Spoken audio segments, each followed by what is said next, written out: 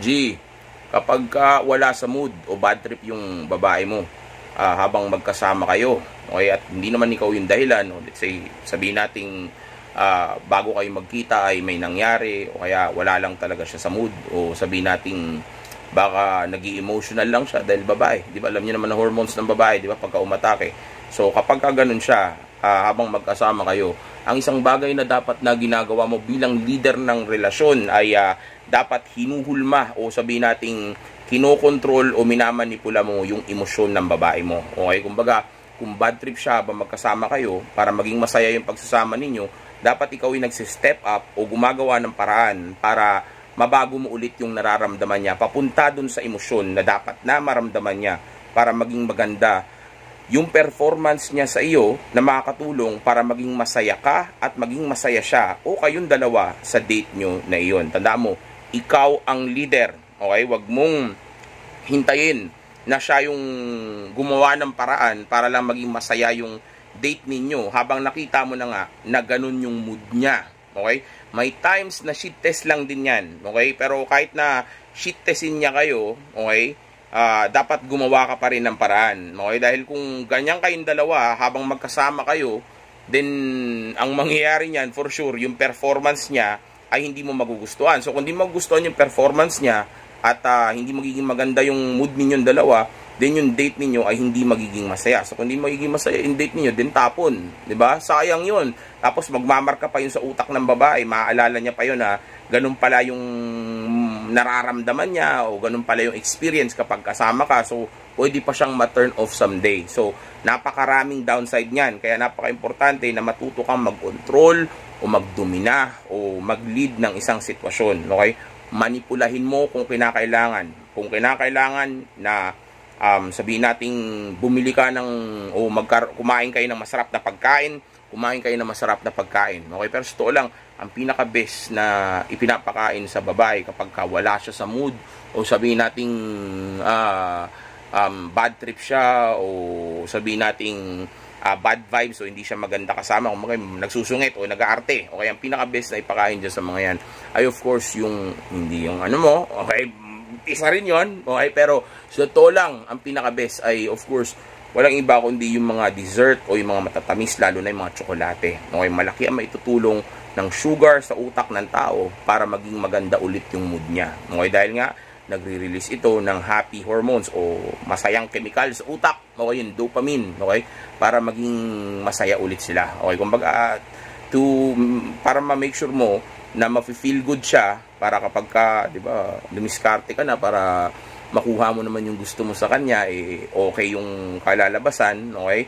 Then kontrolin mo nga yung sitwasyon. Pakainin mo siya ng di ba? Ng Toblerone mo, okay? Na matamis-tamis diyan, okay? Well, wag kang magsilbi sa kanya, okay? Wag kang mag-simp sa kanya.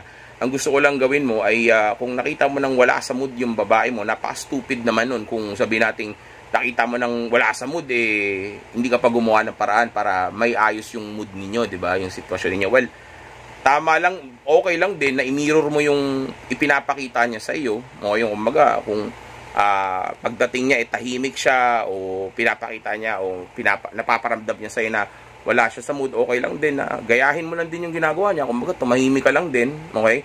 Pero to make sure na magiging maganda yung sitwasyon ninyo, okay? Since hindi naman magiging maganda yung date ninyo, yung pagsasama ninyo, okay? Since hindi naman ganun karaming bagay o hindi ka naman mag-exert ng todo na effort para ma-control yung sitwasyon at total, para sa'yo din naman to. Kumbaga, kung kakain ka, di ba gusto mo rin naman na masarap? O di, dalin mo na lang siya dun sa pagkain o dun sa kainan na kung saan makakain kayong dalawa ng masarap. Kasi hindi lang naman siya magbe-benefit doon. So, to lang, even you, saan ka ba kain? Di ba't doon din naman sa masarap? O di, siguraduhin mo lang na madadala mo siya sa isang kainan na yung may experience niyang food ay matutulungan siya na mabago yung mood niya. Okay, actually, hindi lang naman pagkain Pwede ring salita, kwentuhan, okay, lugar, okay, o sabihin nating pwede ring yung salita, conversation niyo, 'di ba? Yung roller coaster of emotions, yung game, 'di ba? Yung presence mo, yung itsura mo, malaki rin maitutulong 'yan. Pero kung gusto mo ng mas mabilis na solusyon since gagawin nyo rin naman yun at talagang kakain ka rin naman, then dali mo na lang siya sa isang lugar kung saan masarap talaga yung pagkain. Yung solid. Hindi rin naman para sa kanya to.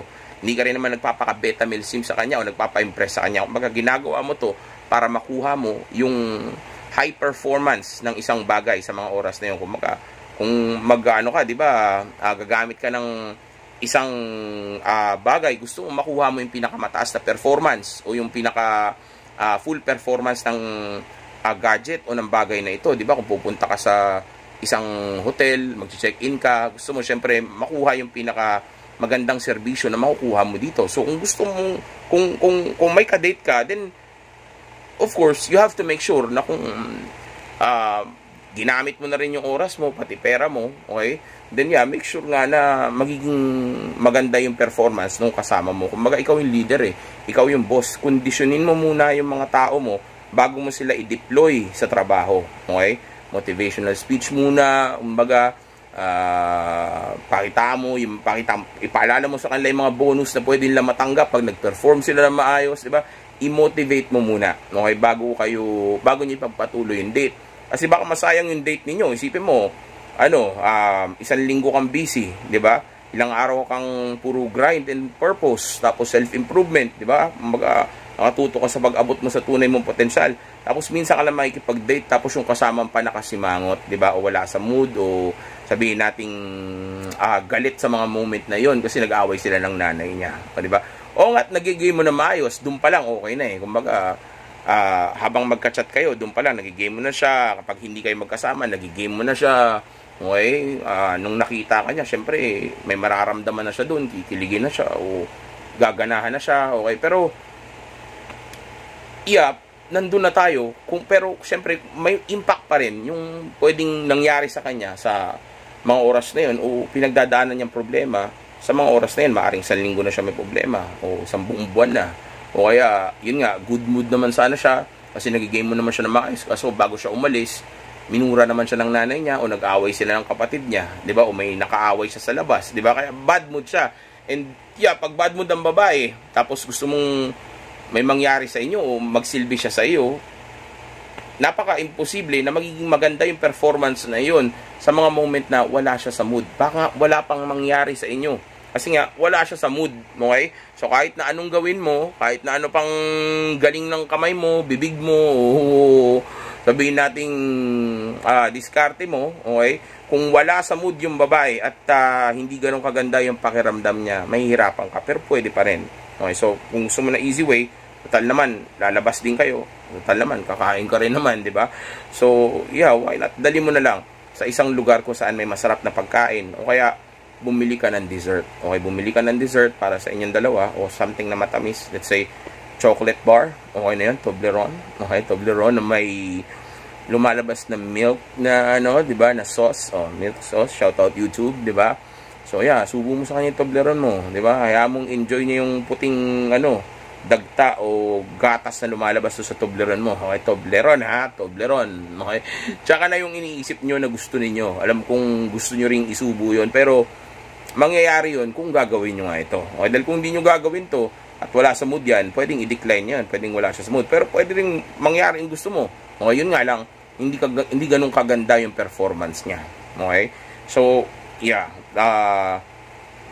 isa sa mga dapat mong gawin is i-lead yung emotions niya. Tanda mo, you are the alpha, beta mo yan. Okay, so kung mag-perform yan ng hindi maganda, kasalanan mo yon. Kung mag-perform yan ng maganda at nag-enjoy ka, then reward mo yon sa magandang desisyon at magaling na diskarte na ginawa mo sa babae na ito. Kaya, ganyan ang naranasan mo ngayon. Okay, so again, unahin ng grind and purpose, self-improvement at pag-abot natin sa tunay nating potensyal. SafeX is the best X. Stay!